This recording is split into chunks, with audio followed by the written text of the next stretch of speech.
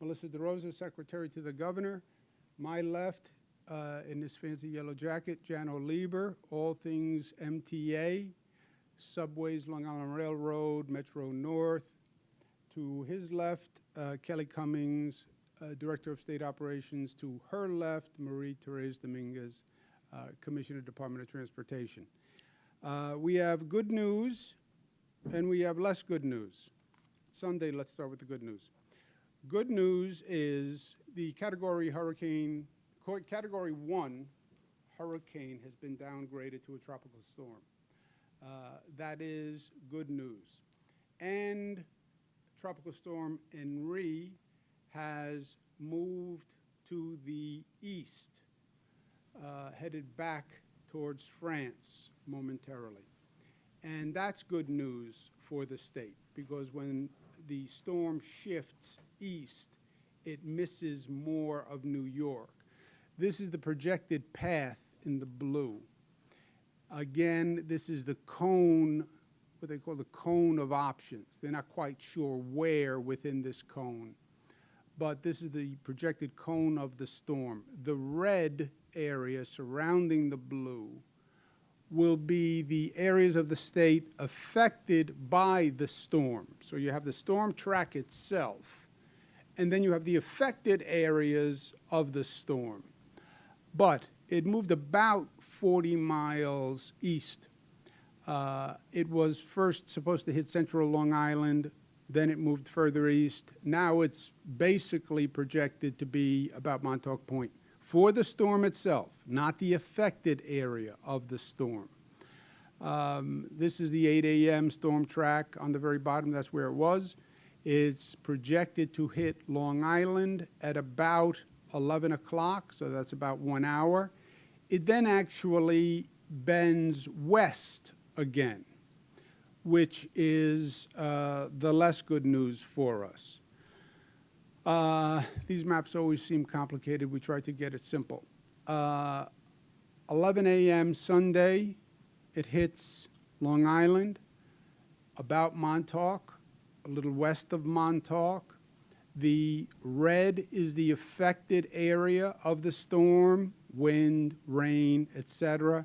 And then you see the bend left again to the west, which brings it back closer to the New York State border, more towards the Albany and Capital District region. We are, for Long Island, we're looking for a storm impact in the red area. Certainly Suffolk, Nassau, partially New York City. Nassau, we're talking about 3 inches of rain. Further out in Suffolk, 4.5 inches of rain. New York, 2.5 inches of rain, which can cause some flooding, but nothing catastrophic if this track remains. On Long Island, 40-mile-per-hour winds, gusts up to 75 miles per hour, which is something to take seriously. Storm surge in the Sound, 3 to 5 feet. In the ocean, 4 to 5 feet, okay? So you will have a storm surge, not what was predicted, but 4 to 5 feet is nothing to take lightly. 3 to 5 feet in the Sound is nothing to take lightly. I told my brother, who lives out on Long Island, take his boat out of the water. He did not listen. Now he can go put many lines on his boat. The storm surge we are watching. This is the affected area of the storm, okay? So forget the specific track of the storm, the eye of the storm. What is the affected area by the storm? And that's what you see here. The numbers are the inches of projected rainfall. So while we're still talking about the eye of the storm hitting Long Island and then the eye heading up towards the Capital District region, Massachusetts, you see the affected area is actually quite large. And the amount of rainfall is actually quite large in many of these areas. And that's what we're concerned about. The red areas are the most significant rainfall. Connecticut, Massachusetts, and then you see a red area towards the Catskills. And that's what we are concerned about. Total projected rainfall, 8 a.m. Monday, 8 a.m. tomorrow. This is what we're looking at: 4 inches of rain, 3.5 inches of rain, 2 inches in New York City. You could get up to 5 inches of rain in Westchester, Hudson Valley, 4.6. That is a significant amount of rainfall, and it should be taken seriously. And then you see the projected rainfall going into Monday afternoon. The storm hits Long Island and then slows. A slow storm is a problematic storm because when the storm slows, it continues to drop rain for an extended period of time. The variable is how quickly that storm continues to move. When you see 5 inches of rain, 4 inches of rain, the question becomes over what period of time? Is it 5 inches of rain over 4 hours, or is it 5 inches of rain over 12 hours? That's all the difference in the world. We already have saturated ground, so the absorption capacity of the ground is limited. And that's what makes this level of rainfall especially problematic. Storm surge forecast, again, 3 to 5 feet in the Sound, 2 to 4 in the ocean. But that is a significant surge and something that we are preparing for. We have crews out this morning on the beaches that are shoring up the dunes. We have bulldozers moving. We're seeing light flooding already on the south shore of Long Island. And we're just trying to build up those dunes along the south shore to stop flooding in places like Long Beach, where we tend to see it. You know, we know where storms hit now. It's the one advantage to having gone through as many storms as we have gone through. So we're doing the best we can to move sand to protect the shoreline. But again, a 3 to 5 foot surge, that is going to be serious, and it's something we're going to have to be concerned about.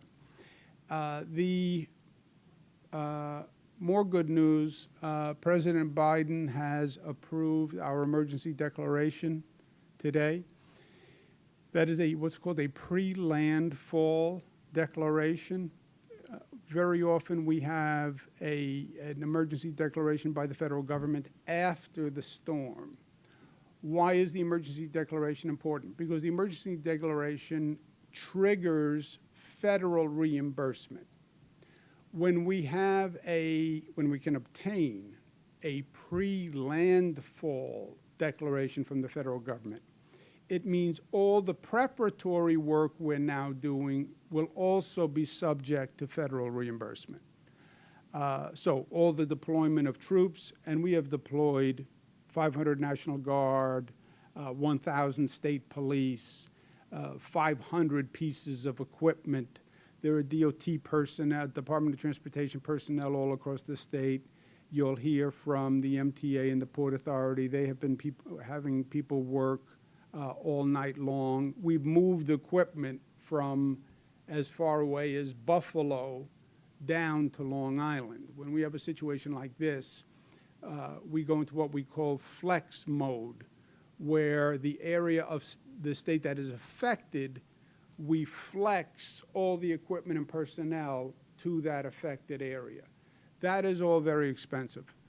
And this federal declaration means the state and the local governments will be reimbursed for that cost. So thank you very much, President Biden, who is a good man and a good soul. I've known him a long time. And he is just fundamentally a person who always does the right thing on a human level and a personal level. And to me, that comes first before the politician or the elected official. He's a good man, and he does the right thing. Bad news is this. That rainfall in the Catskills is a significant problem.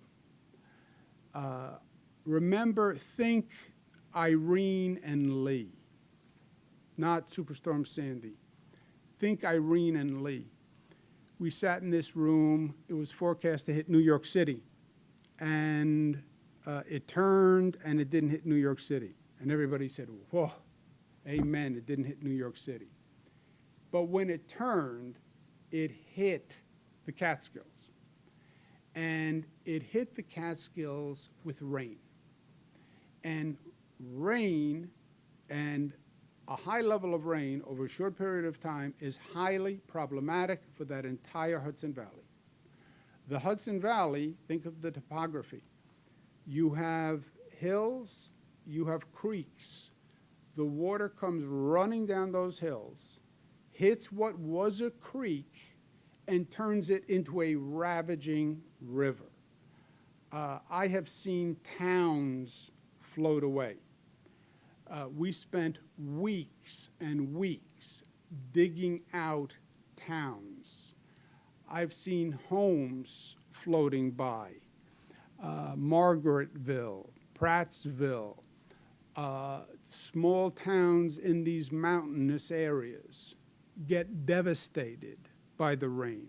Westchester, they're talking about a possible 5 inches of rain. So the problem has shifted. Long Island is going to have problems, but the number one priority for us now is keeping an eye on that Hudson Valley, Capital District South. Mike Copey can explain more. But 5 inches of rain, 4 inches of rain, saturated soil, creeks turning into ravaging rivers, homes being destroyed, that is still a very real possibility. We know what happened with Irene and Lee. It wasn't that long ago. Think back to that. Think back to those areas. Think back to Esopus. Think back to those creeks. You know the creeks that will overflow. You know the creeks that have debris and wind up backing up. Those areas we have to take special precaution. I'm going to turn it over to the MTA, General Lieber, and Port Authority, Rick Cotton, for their update. But first I want to share you one quick abbreviated story I was thinking about today, Sunday. The cynical man in the storm. You know the story about the cynical man in the storm? Cynical man is listening to the politicians, and the politicians are on TV warning about the storm, and the cynical man says, they're politicians. I don't trust them. They don't know what they're talking about. He says, I'm a God-fearing man. God will take care of me. And he does nothing. And the rain keeps coming, and the rain keeps coming, and now there's about 2 feet of rain and flooding. And the emergency officials come out in a truck, and they knock on the door, and they say, we have a big truck. You were supposed to evacuate, but we have a big truck, and we can take you and your belongings to safety. And the cynical man says to the emergency officials, no, I'm a God-fearing man. I go to church every Sunday. He will take care of me. And the emergency officials leave. Rain keeps coming. Now 6 feet of rain.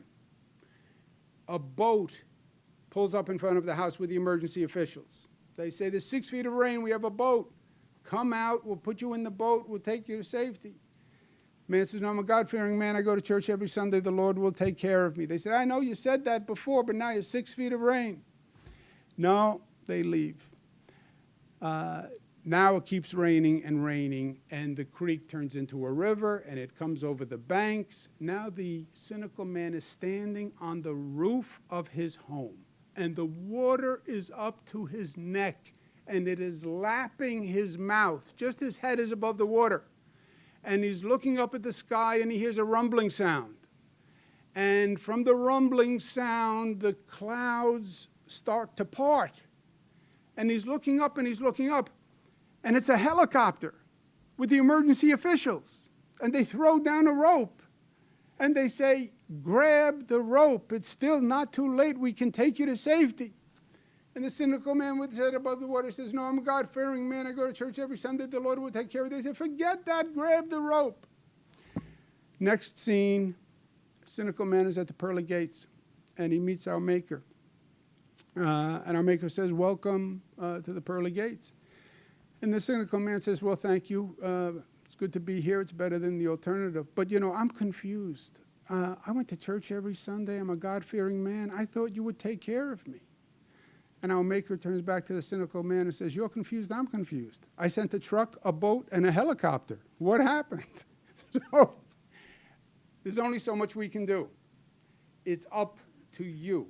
You know the areas that are going to flood. You know the areas that Sandy affected, Irene affected, Lee affected. Please act responsibly. With that, let me turn it over to Jano Lieber, who is all things MTA. He has been extraordinary in public service. He has constructed projects that nobody thought could be constructed.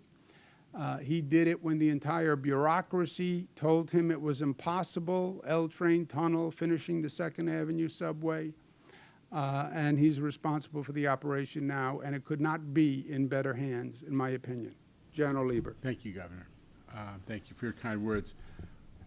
Look, this is a huge emergency, and we are, as always, prioritizing the safety of the customers and our employees.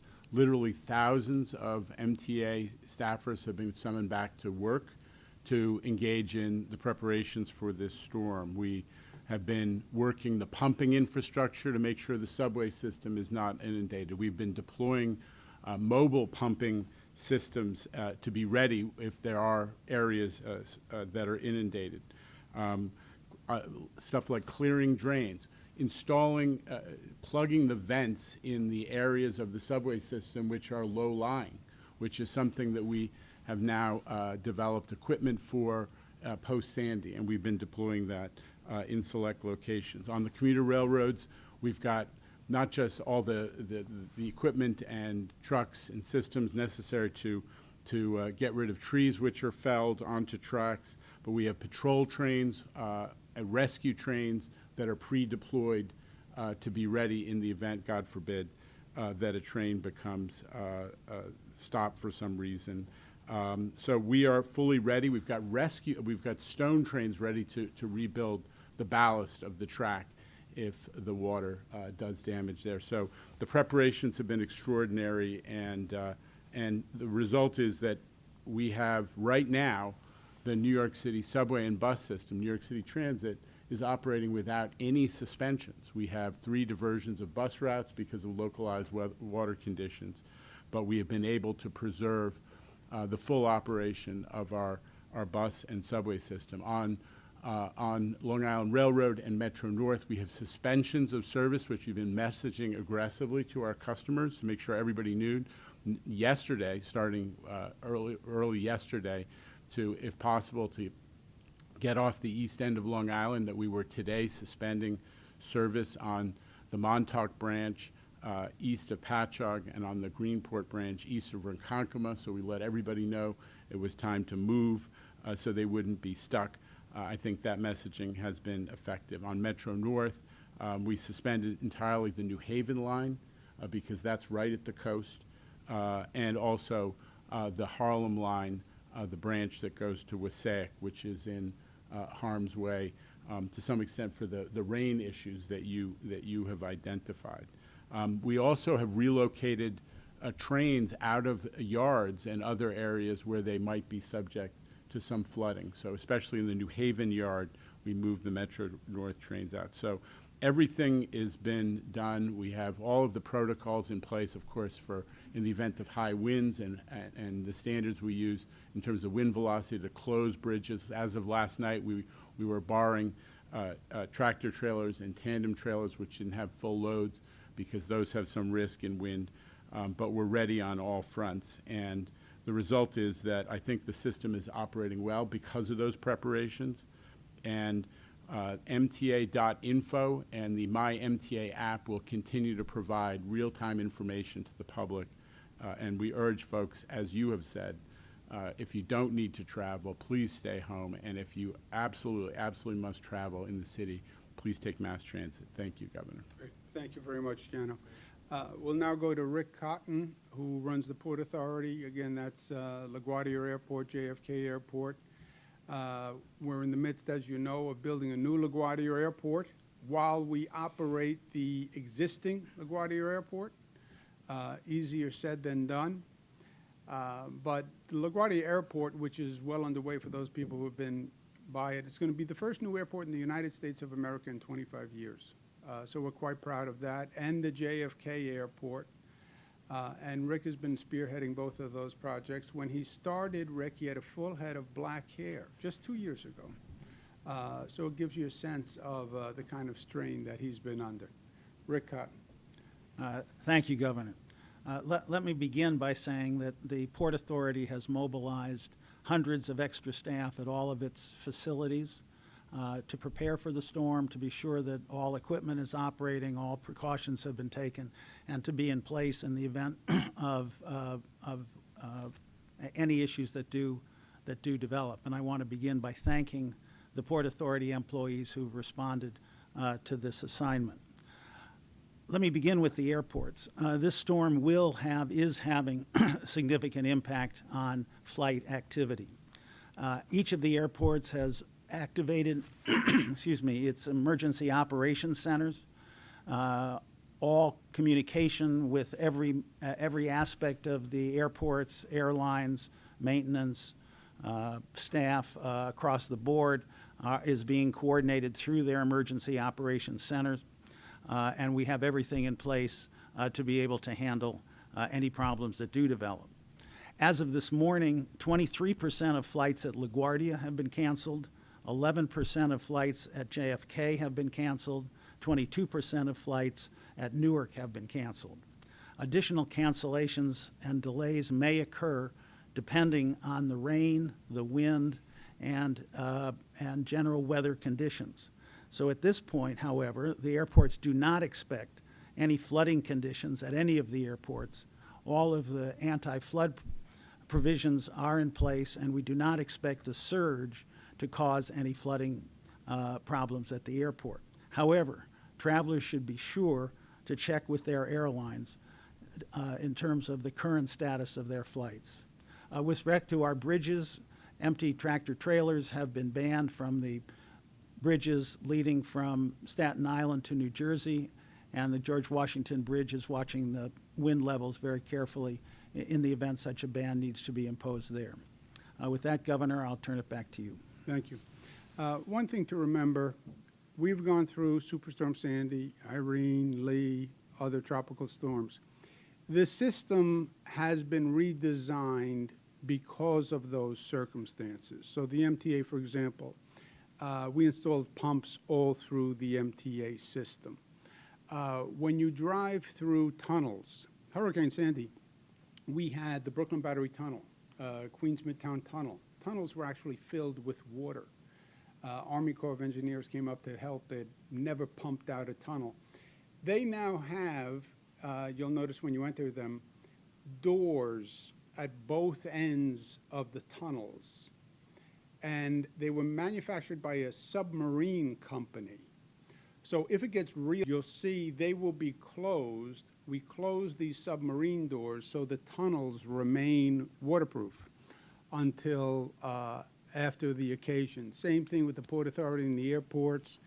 We've extended the water protection, the water barriers all around the airport, so there's less water intrusion. So we are not only better prepared from an emergency management point of view, we are physically better prepared from an engineering point of view. And I think that's one of the things that's going to reduce the disruption here. Let's take a few questions. Let's do it on topic, those two words, on topic. We're dealing with an emergency, and New Yorkers want to hear about an emergency. Thank you very much, Governor. If you'd like to ask a question, please use the raised hand function at the bottom of your window. We're just going to take a couple of seconds to compile the Q&A roster. Thanks.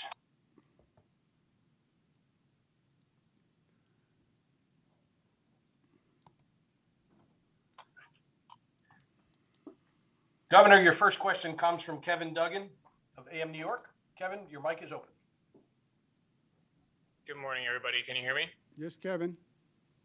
Hi, thanks for taking my question. I wanted to ask if you still plan to resign tomorrow, and if you do still plan to do that, where is Lieutenant Governor Kathy Hochul at this? Why is she not at this meeting today? Yeah, the Lieutenant Governor has been briefed on all of this, and we're in constant communication. The event should be over by tomorrow p.m. At this point, knock for Micah, we don't expect any real significant damage post the event. Nothing on the scale of Hurricane Superstorm Sandy, for example. Obviously, we have to do an assessment. Everything is in place. I have asked my emergency management team, to the extent they were thinking of leaving Tuesday, that I would appreciate the accommodation for the good of the state if they could stay in place until this situation is completed, depending on what the aftermath needs to be. We briefed the Assembly, we briefed the Senate, we briefed the congressional delegation. As I mentioned, we're working hand in glove with the federal government. FEMA, Federal Emergency Management Agency, is on site. They're deployed all across the state. So everyone is briefed.